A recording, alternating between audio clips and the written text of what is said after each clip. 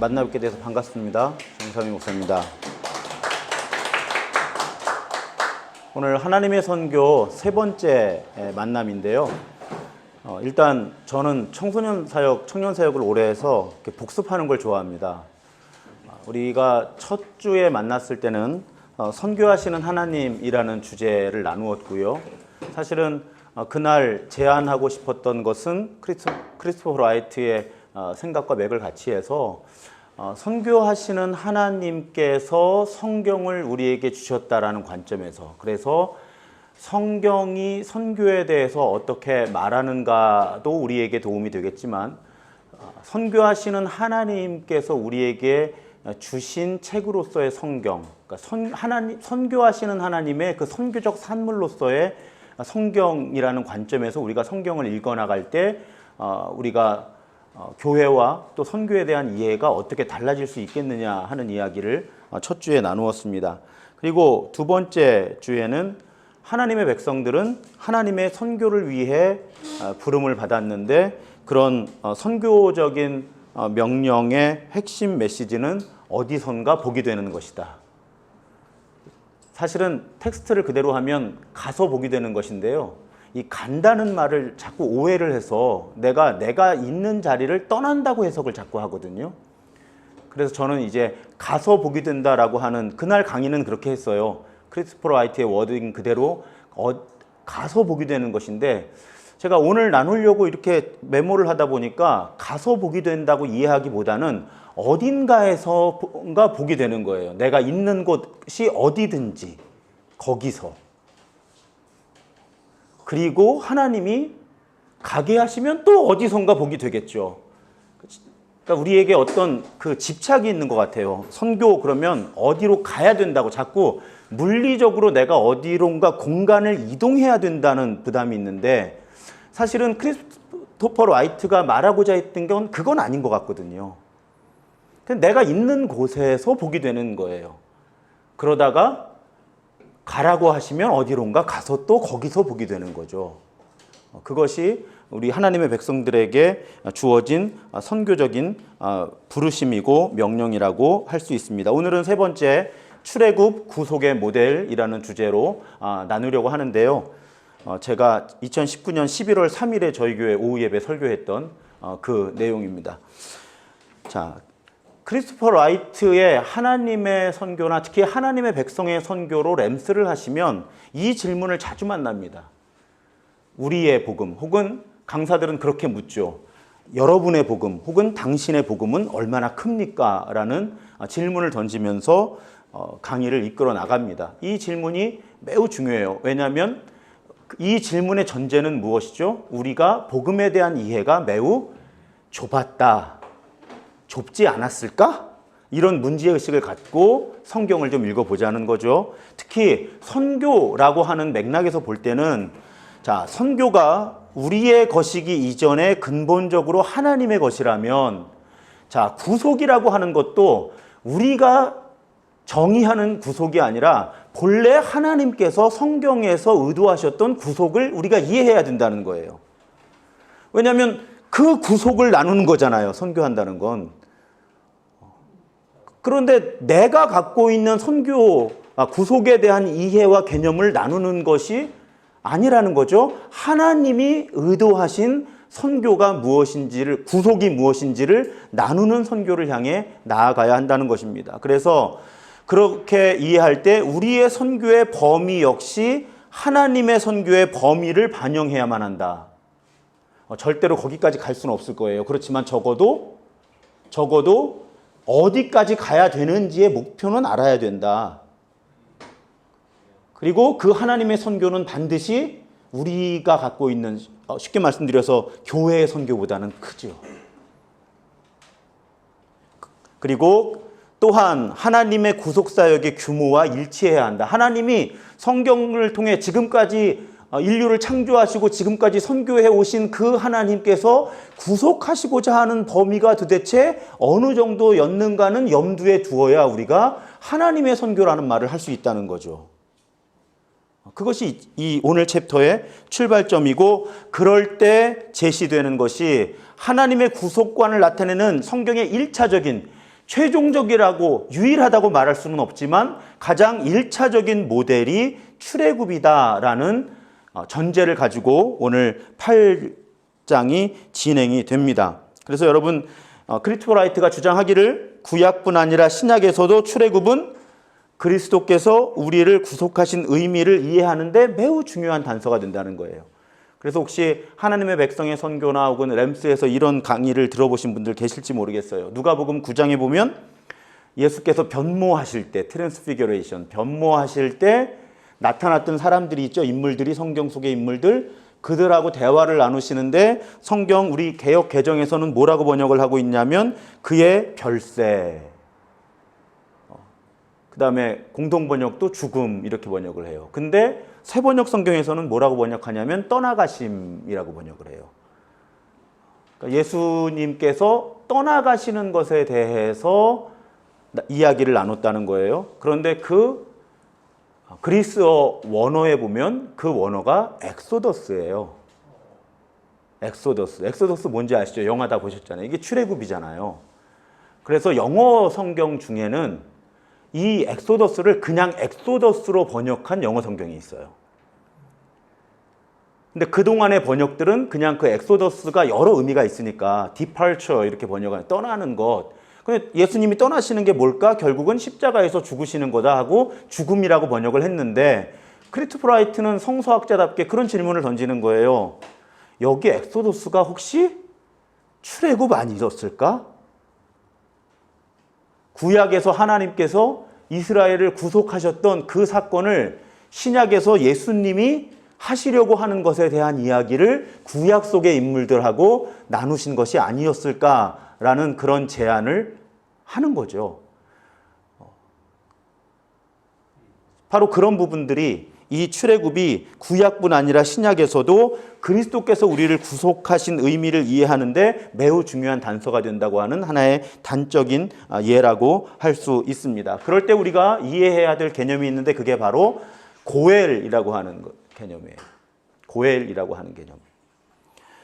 자, 이 개념, 이게 이제 구속하면 가알이고 구속하는 사람이 고엘인데 이 단어가 창세기에 한 번 딱 사용되고 그 다음에 성경에 처음 등장하는 장면이 출애굽의 장면이라는 거예요. 번역은 속량이라고도 번역됐고 구속이라고도 번역이 되어 있지만 원어로 볼 때는 출애굽 사건에서 가장 먼저 고엘이라고 하는 개념이 등장을 한다. 그러니까 구속을 이해하는 데 있어서 이 출애굽은 아주 1차적인 자료다라고 크리스토퍼 라이트가 주장을 하고 있는 거죠. 그럴 때 그러면 이 고엘의 역할이 무엇이냐 하면 크리스토퍼 라이트는 이 책에서 친척 보호자, 가족 옹호자라고 풀이를 해내요. 그래서 여러분 성경을 어느 정도 이해하고 계시겠지만 조금 설명을 드리면 이 고엘이라고 하는 사람이 인물이 하는 역할은 피에 대한 복수입니다. 자, 이 구약 시대의 사법 시스템이 발전하지 못한 상태예요. 근데 누가 피를 흘려요. 예를 들면 피살을 당해요. 그럼 이 사람은 이거에 대해서 복수할 수 없어요. 이 죽음에 대해서 누군가가 주도적으로 책임을 지고 규명을 하고 가해자에게 책임을 물어야 되는데 그 책임을 맡은 사람이 고엘이에요. 자, 그 다음에 두 번째, 땅과 노예를 구속해요. 여러분, 땅도 하나님의 것이고 사람도 하나님의 것이에요. 다음번 만날 때 나와요. 희년 얘기에서. 전제인데 근데 이스라엘 백성들에게 있어서 하나님은 매우 독특한 경제 시스템을 주셨거든요. 확대 가족 안에서 사람과 땅이 보호를 받아야 됐어요. 그런데 살다 보면 빚을 많이 졌어요. 그럼 땅을 넘겨줘야 되잖아요, 누군가에게. 그런데 하나님이 주신 율법에 주신 중요한 원칙은 말씀드린 대로 확대 가족의 범위를 넘어서면 안 돼요. 그럴 때 그 확대 가족 안에서 이 땅을 살만한 형편이 되는 사람이 이 땅을 사주는 거예요. 그래서 이 땅이 다른 가문의 소유가 되는 것을 방지하고 결국 희년에는 돌려줘야 되는 거죠. 사람도 마찬가지예요. 빚을 많이 져서 누군가가 노예로 팔려가야 돼요. 그럴 때 생면부지의 땅으로 팔려가서 영영 그 사람을 잃지 않기 위해서 그 가문에서 누군가 책임을 지는 수 있는 사람이 나타나서 이 사람을 사줘야 되는 거죠. 속량해야 돼요. 값을 지불하고 종의 신분을 면하게 해주든가 책임을 져줘야 된다는 거죠. 고엘은 바로 그런 역할을 하는 사람이에요. 세 번째로 상속자를 제공하죠. 우리의 문화와 전혀 다르지만 뭐 얘기 많이 들으셨잖아요. 이렇게 상속자가 없이 죽으면 누군가가 대를 잇도록 도와줘야 되는 거예요. 성경의 대표적인 사건이 룻과 보아스죠. 룻이 상속할 수 없었는데 보아스가 바로 이 고엘의 자리에서 고엘의 책임을 완수를 한 거죠. 그래서 룻과 결혼을 해서 자손을 잇도록 도와준 거예요. 자, 고엘이라고 하는 인물은 성경에서 이런 역할을 합니다. 그런데 크리스토퍼 라이트가 그러면 하나님이 스스로 구속하신다라고 선언하셨을 때 하나님이 고엘이 되신다고 선언하셨다는 거죠. 하나님의 백성들에게. 그것의 세 가지 의미를 책에서 요약하고 있는데 무엇인가 하면 일단 가족이라는 거예요. 하나님이. 아까 말씀드렸잖아요. 이 고엘은 친족 중에 가까운 사람이에요. 그러니까 하나님이 하나님의 백성들에게 가족이 되어주시는 거예요. 친족이 되어주시는 거죠. 정확히 표현하면 확대 가족. 그런데다가 강력하게 개입하는 거예요. 주도적으로 책임을 지고 하나님이 개입하시겠다는 거예요. 하나님의 백성들의 문제에. 그리고 그 개입의 결과는 효과적으로 회복이 일어난다는 거죠. 그러니까 하나님께서 고엘이 되어주시겠다고 하셨을 때 하나님은 우리의 친족이 되어주셔서 강력하게 우리의 문제에 개입해 주시고 하나님이 개입하실 때 우리의 삶에는 아주 효과적인 회복이 일어난다고 하는 것을 하나님이 고엘이 되신다라는 고백 속에서 우리가 발견할 수 있다는 거죠. 그래서 고엘로서의 야훼는 우리를 구출하기 위해 헌신적으로 일한다. 이것이 고엘이라고 하는 단어, 또 구속하시는 하나님이라고 하는 고백이 담고 있는 의미다라는 것을 크리스토퍼 라이트는 주장을 합니다. 자, 그렇게 하나님이 고엘이 되어주셔서 출애굽을 일으키시는 거예요. 그런데 그 출애굽 사건에서 일어나는 구속이 그럼 어떤 성격이냐 할 때 포괄적이다 하는 거죠. 혹은 총체적이다라고 번역할 수 있는 거예요. 그게 무슨 뜻이냐면 구속이 적어도 4개의 영역에서 일어난다는 겁니다. 아마 이 자리에 모이신 분들이나 유튜브를 통해 보시는 분들 단어 하나하나를 그렇게 오래 설명드릴 필요 없을 거예요. 자, 출애굽 사건. 자, 출애굽 이전에 이스라엘 백성들은 어떤 사람들이었죠? 이민자들이었고 소수민족이었고 정치적인 목소리를 낼 수 없는 지경의 사람들이었죠. 그런데 출애굽을 통해서 그들이 어떻게 돼요? 독립된 국가를 이루죠. 정치 시스템을 독립시킵니다. 그러니까 정치적인 해방인 거죠. 정치적인 구속이라는 거예요. 경제적으로 이들은 제국의 경제 시스템에서 착취를 당하고 있던 사람들이죠. 그런데 이 사람들이 출애굽을 통해서 이제 자신들의 땅을 갖게 되는 거예요. 독자적인 경제 시스템을 구축하면서 더 이상 착취당하지 않아도 되는 구속을 경험하는 거죠. 자, 사회적으로 크리스토퍼 라이트가 그 사건을 가장 대표적인 예로 들죠. 아이가 태어나면, 아들이 태어나면, 남자아이가 태어나면 바로 살해당해야만 했던 그 처참한 사회적인 차별과 억압기제에서 이들은 이제 하나님이 광야에서 이들에게 주신 율법을 보면 결국은 생명을 존중받고 그리고 사회, 공동체 안에서의 사회 정의를 보호받을 수 있는 그런 사회 시스템을 구축하도록 하나님은 이들에게 율법을 주신다는 거예요. 그런 의미에서 출애굽은 사회적 의미에서의 구속이었다는 거죠. 그리고 마지막으로 영적으로 출애굽은 결국은 그 전 과정의 목적이 무엇이었죠? 살아계신 하나님을, 이스라엘 백성들이 살아계신 하나님을 알고 섬기고 예배할 수 있도록. 그래서 왜 바로와의 대화 중에서도 이게 무슨 뜻이지 할 만큼 예배하러 간다 이렇게 나오잖아요. 그게 어쩌면 단서죠. 명백하게 출애굽이라는 사건은 영적으로 이들을 구속하는 사건입니다. 그러니까 크리스토퍼 라이트는 하나님 고엘로서의 하나님께서 일으키시는 출애굽이라고 하는 구속은 총체적 포괄적으로 일어나는데 적어도 정치, 경제, 사회, 영적인 측면 모두에서 우리는 구속의 증거와 단서들을 발견할 수 있다는 것입니다. 그래서 제가 좋아하는 문장만 뽑아온 거예요. 요 괄호가 페이지예요. 제가 제 말이 아니라 크리스토퍼 라이트의 말을 그대로 인용하면서 권위를 인정받으려고 주로 거의 그대로 따옵니다. 그래서 이스라엘의 총체적 필요에 대해 하나님은 총체적으로 반응하셨다는 거죠. 자, 여기서 벌써 앞으로 남은 내용 가운데 우리가 나눌 내용이 드러나는데 우리의 선교 역시 우리가 선교하고자 하는 그 사람들의 총체적인 필요에 대한 총체적인 반응이 필요하다는 얘기를 이제부터 크리스토퍼 라이트가 하고 싶은 겁니다. 그래서 선교 이야기로 넘어가는 거예요. 선교 이야기로 넘어갈 때 자, 출애굽 형태의 구속, 이건 제가 말을 집어넣은 거예요. 출애굽 형태의 구속이 총체적이라면 출애굽 형태의 선교 역시 총체적이어야 한다는 거죠. 우리가 더군다나 교회의 선교를 넘어서서 하나님의 선교를 말하자고 할 때 아까 오늘 나눔의 처음 부분에서 제가 말씀드린 거잖아요. 우리는 하나님, 선교하시는 하나님을 흉내내야 되는 사람들이잖아요. 그런데 선교하시는 하나님이 총체적으로 구속하시는 하나님이라면 우리가 선교해야 할 그 사역의 정체성 역시 총체적이어야만 한다는 거죠. 그래야 우리가 하나님의 선교라고 말할 수 있다는 거예요. 그럴 때 크리스토퍼 라이트는 서구의 어떤 선교의 흐름이 가지고 있던 자연스럽게 그것을 한국교회가 그대로 배웠기 때문에 오늘날의 한국교회가 이미 저는 많이 극복했다고 보지만 여전히 극복해야 될 두 가지 양극단에 대해서 굉장히 많은 부분을 할애해서 설명을 합니다.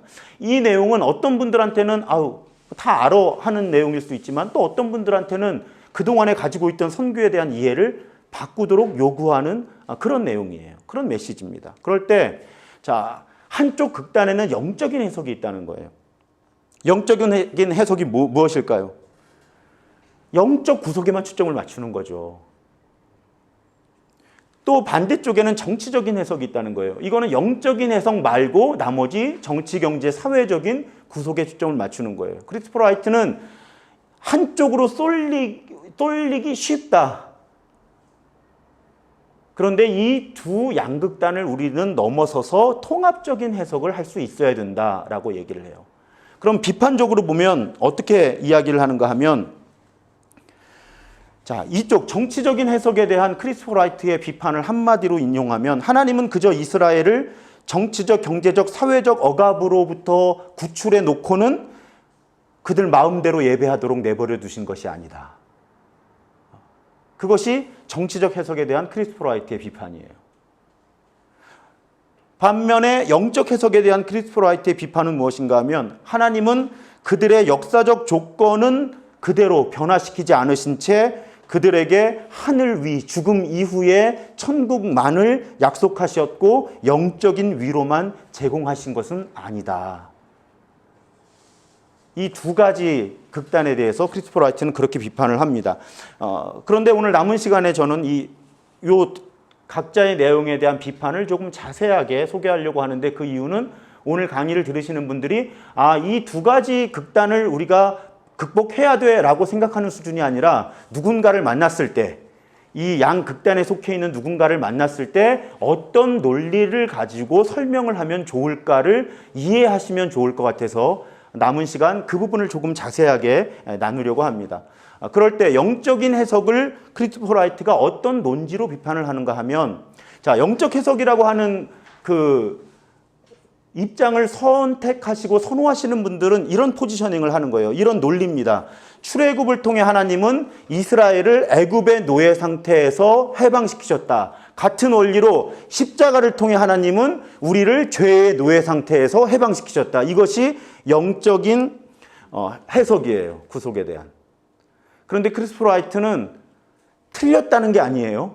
부족하다는 거예요. 왜 부족하냐? 세 가지 질문을 중심으로 한번 생각해 보자. 이 패러다임, 이 로직, 이 논리가 어떤 그 약점을 가지고 있는지를 한번 생각해 보자 할 때 세 가지 질문을 줍니다. 누구의 죄냐 할 때 여러분 출애굽을 통해 하나님은 이스라엘을 애굽의 노예 상태에서 해방시키셨어요.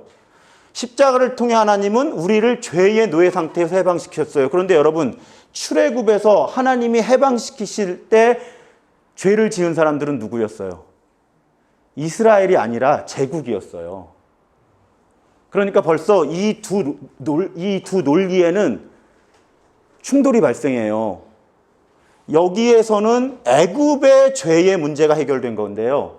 이 아래 문장에서는 우리의 죄의 문제가 해결됐다고 하기 때문에 이게 정확하게 논리적으로 평행이 될 수가 없어요.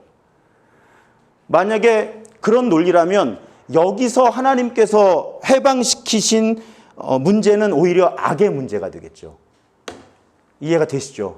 이스라엘 백성들이 제국에 있어서 제국의 죄 아래에 있었다면 우리는 악의 영향력 안에 있었고 하나님은 그것을 해방시키신 것이지 출애굽의 논리로 보면 죄를 지은 사람이 해방된 게 아니란 말이죠. 거기에 논리적인 모순이 발생한다는 지적을 해요. 두 번째로는 어떤 현실로부터의 구속이냐라는 질문을 한번 해보자는 거예요. 이건 여태 나눈 거예요. 분명히 하나님의 구속은 정치적인 해방, 경제적이고 사회적인 정의를 포함했다는 거죠. 출애굽에서는. 그런데 영적인 해석에 있어서는 그런 부분을 포함시키지 않고 있다. 그러니까 아까 반복해서 말씀드려요. 틀렸다는 게 아니라 너무 좁게 범위를 설정했다라는 비판을 하고 있는 거죠. 또 이 영적 해석이라고 하는 것은 편견이라는 거예요. 어떤 의미에서 편견이냐? 우리 하나님이 어떤 하나님이신가에 대한 심각한 오해를 낳는다는 거예요. 왜요? 영적으로 해석하면 하나님은 우리의 정치, 경제, 사회적인 현실에는 관심이 없으신 거예요. 그냥 우리의 영혼을 우리 죽은 다음에 천국으로 잘 데리고 가주시면 돼요. 그런데 성경에서 우리가 만나는 하나님은 또 성경에서 우리가 만나는 사람이 되신 하나님인 예수님은 그렇지 않았다는 거죠. 우리의 현실로 파고드셔서 현실의 문제에서 우리를 구속하셨다는 거예요. 그러니까 영적인 해석은 편견이라는 거죠. 논리적으로 일단 모순을 가지고 있고 우리의 현실의 문제와 하나님이 어떤 분이신가의 문제 모두에서 너무 협소한 범위를 설정하고 있다고 크리스토퍼 라이트는 비판을 하고 있습니다. 그렇게 볼 때 354쪽에 있는 문장을 그대로 옮겨놓은 거예요. 나는 신약이 노출시키는 죄와 악의 매우 심각한 영적 실제나 나사렛 예수의 십자가와 부활 안에서 이루어진 하나님의 구속적 성취의 영적 측면의 영광을 거부하거나 축소시키지 않는다 선언하고요.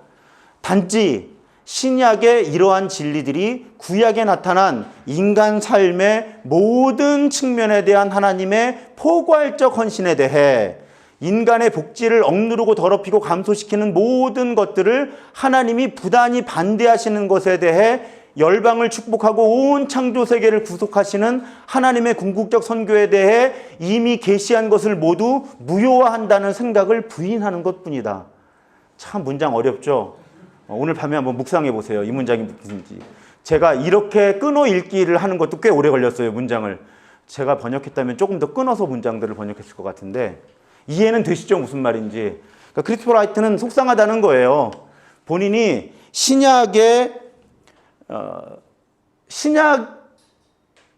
제시하고 있는 어떤 영적인 측면을 거부하거나 축소시키려고 하는 의도가 전혀 아니고 그렇게만 보기에는 우리 하나님은 너무 크신 분이고 여러분 물론 이 강의를 들으시는 분들이 이미 잘 이해하고 계시겠지만요. 신학적인 방법론 자체를 바꿔야 돼요. 지금까지는 모르겠어요. 젊으신 분들은 모르겠지만 제가 올해 딱 50인데요. 저만 해도 20대를 지날 때까지는 이걸 선택하면 이걸 버려야 된다고 배운 거예요. 정답이 하나예요. 항상. 흑백 논리죠. 그러니까 영적인 구속을 말하는 순간 다른 것에 눈을 감아야 된다는 방법론으로 배운 거예요. 그걸 either or라고 그러죠. either or.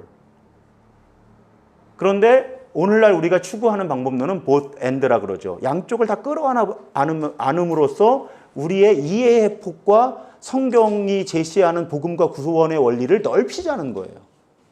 크리스토퍼 라이트는 바로 그 얘기를 하고 있는 거죠, 지금. 나아가서 이제 반대 극단, 정치적인 해석에 대해서 크리스토퍼 라이트는 어떤 반론을 펼치는가. 쉽게 말씀드리면 우리 아버지가 80대신데요. 지금도 해방신학이라는 말을 툭툭 이렇게 던지세요. 그러니까 한때 한국교회에서는 해방신학이라고 하는 용어가 특히 복음주의 영역에서는 매우 부정적으로 사용이 됐죠. 해방신학이라고 하는 것이 바로 이렇게 정치, 경제, 사회적인 측면의 실질적인 구속에는 초점을 맞추지만 영적인 구속이나 이런 개념에는 조금 약점이 있는, 별로 그런 부분에 대해서 많은 관심을 기울이지 않는 그런 종류의 신학이라고 이렇게 잠정적인 정의를 내리고 들어갈 때, 자, 출애굽의 사회 정의적 측면을 강조하고 그 사건 안에 담겨 있는 영적 목적과 신약에서 그것을 그리스도의 구원 사역과 연결시키고 있는 점을 간과하는 해석이 정치적 해석이에요.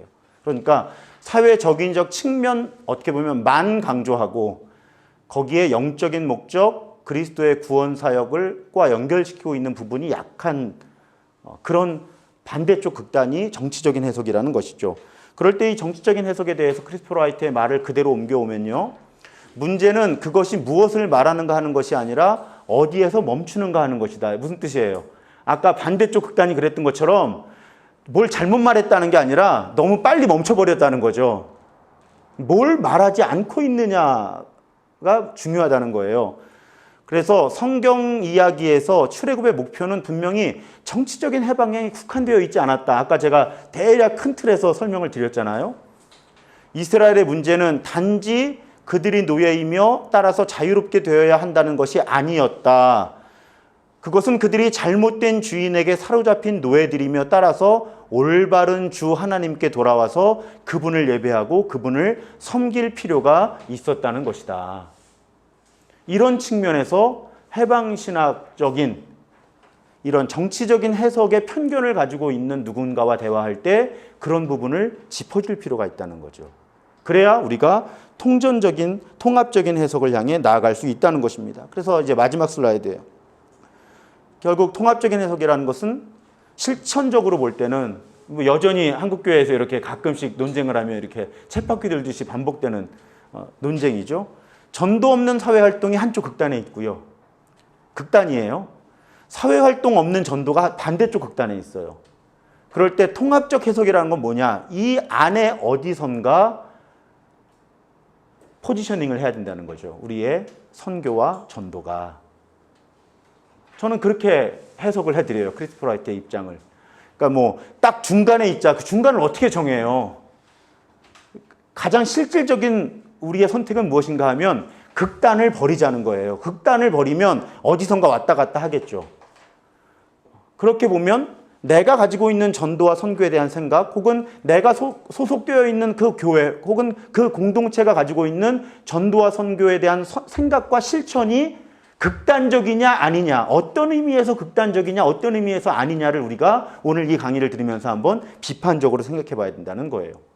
실제로도 지금도 어느 교회에 가면 사회활동을 열심히 하는데 전도는 할 줄 모르는 공동체가 있어요. 특히 해외 선교 가서 이렇게 그런 현상들이 많이 일어나요. 해외 선교를 가서 뭔가를 열심히 하고 오는데 전도를 해야 되겠다는 인식은 부족한 거예요. 아니 목사님 뭐 말도 안 통하고 문화도 다르고 어렵죠. 그렇지만 제가 청년들의 단기 선교를 아주 많이 인솔하면서 어느 날 인솔자로서 저에게 던진 문제의식이었어요. 가서 아이들에게 선물을 나눠주고 공연을 하고 이렇게 해서 많은 사역을 하고 돌아와요. 의사 선생님 같이 가서 의료 선교도 해요. 그런데 이분들이요, 그 사역을 성공적으로 하고 돌아오면 성공적인 선교를 했다고 생각하는데 어느 날 제가 감지한 건 복음을 제시하겠다는 아무런 의무감조차 갖지 않게 돼버리는 거예요. 그래서 제가요, 그때 영어권으로 필리핀으로 가게 되어 있었는데 저도 인솔을 여러 번 해왔지만 처음으로 한번 단기 선교팀에게 영어 사용리를 쉽게 해주고 외우게 한 적이 있었어요. 그리고 그림을 그려가면서, 왜냐하면 필리핀은 전도할 수 있잖아요. 그리고 영어권이니까. 그래도 청년들이 뜨문 써서 읽는 건 할 수 있으니까 그 전해까지만 해도 제가 그런 시도를 안 했던 거예요. 얘네들이 영어로 어떻게 전도해? 그런데 너무 전도에 대한 인식들이 갖지 않으니까 이제 전도 훈련을 시켜서 데리고 나갔고, 놀랍게도 한국말로 교회 앞에서도 아무것도 못하던 애들이 필리핀 시골의 어린이들에게 복음을 제시하고 있더라고요. 그것이 어떤 제가 경험한 한 가지 예예요. 전도 없이 우리는 많은 활동을 하면서 선교라고 할 수 있는데, 상황상 그럴 수밖에 없는 상황도 분명히 존재하지만 아예 복음을 제시하고 전도하겠다는 인식이 사라지는 공동체도 분명히 있더라 하는 거죠. 저와 여러분들이 속한 공동체가 이런 극단에 있지 않은가. 자, 반대 극단에는요. 자, 어떤 공동체는요. 전도지를 열심히 돌리고 전도를 하는데 그게 다예요. 그 교회 자원 중에 어떤 자원도 전도지를 인쇄하는 데는 헌금이 사용되지만 그 지역에 가난한 사람들을 돕는 데에는 아무런 헌금이 사용되지 않는 그런 공동체도 만날 수 있다는 거예요. 그리고 놀랍게도 이런 공동체는요, 다른 활동을 하면 그게 무슨 선교야, 그게 무슨 전도야 하고 화를 내는 분들이 반드시 존재해요. 복음을 제시해야지, 그게 선교구 전도지라고 말하는 분들이 반드시 계세요. 전략적으로 선택할 수는 있지만 선교학적으로, 신학적으로 편견이 아까 얘기한 정치, 경제, 사회, 영적인 측면을 포괄하지를 못하고 그냥 영적인 측면만 보게 되는 공동체가 이쪽 극단에 놓이게 되는 거죠.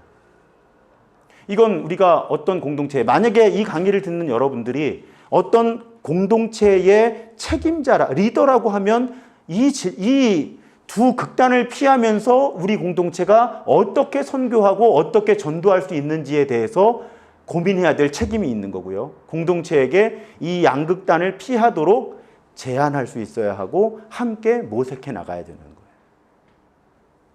그것이 오늘 크리스토퍼 라이트가 우리에게 주는 도전입니다. 여러분, 제가 메모해 놓은 사건 중에 제가 가장 충격을 받았던 사건 하나만 소개할게요. 세월호가 가라앉았어요. 그 아이들이 죽었어요. 그런데 어떤 청년들이 소그룹에 모여 앉아서 나눔을 하는데 매우 유명한 선교단체에서 훈련을 아주 많이 받은 청년이 그 소그룹에서 뭐라고 말을 했는가 하면, 예수 믿고 죽은 애들 천당 갔는데 뭐가 슬프냐 이렇게 얘기를 했어요. 그것이 그 소그룹에 있던 많은 청년들에게 너무나 큰 상처와 아픔을 줬어요. 우리가 예수 안 믿고 죽은 사람 지옥 가는 걸 고민해야지, 거기 교회 다니는 애들은 다 천국 갔을 텐데 그게 왜 그렇게 슬퍼해야 될 일이냐. 제가 그날 여러분, 영적인 측면만 본다는 것에 아주 극단적인 편견과 오해는 그런 신학을 낳아요. 너무 뼈저리게 느꼈어요. 아까 말씀드린 대로 그분은 모 선교단체에서 아주 많은 훈련을 받은 거예요. 그건 그 선교단체가 그렇게 신학과 선교적인 마인드를 그 청년에게 가르쳐 줬다는 간접적인 증거가 되겠죠. 우리는 이 극단을 피하면서 어느 지점엔가 우리가 고백하는 성경적인 선교의, 총체적인 선교의 포지셔닝을 해야 한다는 것이죠. 다시 말씀드리지만요, 어떤 하나의 선교나 전도 활동에서 저는 극단에 놓일 수도 있다고 생각을 해요. 그렇지만 알고 선택해야 돼요. 총체적인 선교에 대한 감각은 가지고 전략적으로 극단에 잠시 놓일 수는 있으나, 신학적인 환원주의와 무지와 오해와 편견 때문에 한쪽 극단에만 선교와 전도의 전략과 정책이 머무는 그런 심각한 상황들은 극복해야 한다는 것이죠. 자, 그래서 크리스토퍼 라이트는 이런 문장으로 이 챕터를 마쳐요. 행위 없는 믿음이 죽은 것이라면 사회적 동정과 정의가 없는 선교는 성경적으로 결함이 있는 것이다. 본래 이제 강의를 하면 강의하고 소그룹 토론을 하는 세팅이 많아서 질문을 몇 가지 가져왔는데, 보통은 토론하라 그러면 토론을 잘 못하시더라고요. 그래서 첫 번째 질문은 그냥 아무거나 얘기하라고, 오늘 독서와 강의를 통해 새롭게 깨닫게 된 것이 있다면 무엇입니까? 이제 이런 대화를 나누고요. 그 다음에 내용 이해에 대한 질문이에요. 아까 말씀드린 대로 저는 이 강의를 들으시는 분들 중에 대부분은 총체적 선교에 대해서 들어보셨고 아시는 분들일 것 같아요. 그런데 왜 이런 질문을 넣냐면 영적 해석의 편견을 강하게 갖고 있는 사람을 만나거나 혹은 정치적 해석의 편견을 강하게 갖고 있는 사람을 만났을 때 오늘 이 강의를 듣는 분들이 어떤 논리로 대화를 하면서 그분들이 이런 이런 환원주의를 극복하고 좀 통합적인 사고를 할 수 있도록 도울 수 있겠느냐 할 때 크리스토퍼 라이트가 책에 기술하고 있는 논지들 근거들은 매우 설득력 있는 도움이 될 거라고 생각을 해요. 그래서 제가 오늘 나눈 것과 여러분 독서하신 걸 리뷰해보는 질문으로 두 번째 질문을 넣어보았습니다. 그리고 세 번째는 아까 던졌던 질문이에요. 나 또는 내가 속해 있는 교회는 어느 쪽 양극단에 더 치우쳐 있으며 또 이 양극단을 극복하려면 어떻게 해야 될까? 그래서 전도 없는 사회활동에 치우친 공동체가 있을 거고 사회활동 없는 전도에 치우친 공동체가 있을 거고 그래서 이것을 여러분들이 자신의 상황과 여러분들의 교회 혹은 여러분들이 속해 있는 공동체의 상황 속에서 한번 리플렉션, 성찰해보고 서로 나누는 그런 질문으로 마지막 질문을 드렸습니다. 오늘 강의는 여기서 마치도록 하겠습니다. 경청해 주셔서 감사합니다.